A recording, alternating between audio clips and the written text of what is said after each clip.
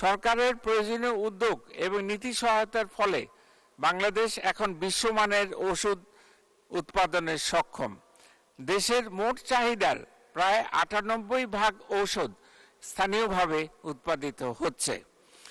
পরিবার কল্যাণ সেবা সহজীকরণ সহ মা ও শিশুর স্বাস্থ্যসেবা নিশ্চিত করার জন্য ইউনিয়ন পর্যায়ে দক্ষ ধাত্রী ও মিডওয়াইফের মাধ্যমে নিরাপদ প্রসব সেবা দেয়া হচ্ছে।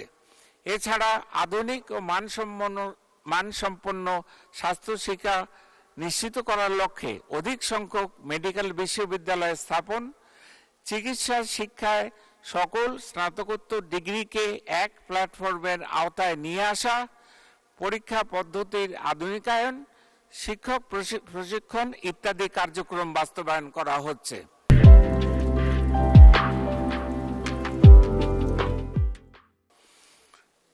মাননীয় স্পিকার, স্বাস্থ্য সেবা এবং স্বাস্থ্য শিক্ষা ও পরিবার কল্যাণের অব্যাহত অগ্রগতি বজায় রাখার নিমিত্ত আগামী ২০২৪-২৫ অর্থবছরে ৪১,৪০৭ কোটি টাকা বরাদ্দের প্রস্তাব করছি, যা ২০২৩-২৪ অর্থবছরে ছিল ৩৮,০৫১ কোটি টাকা।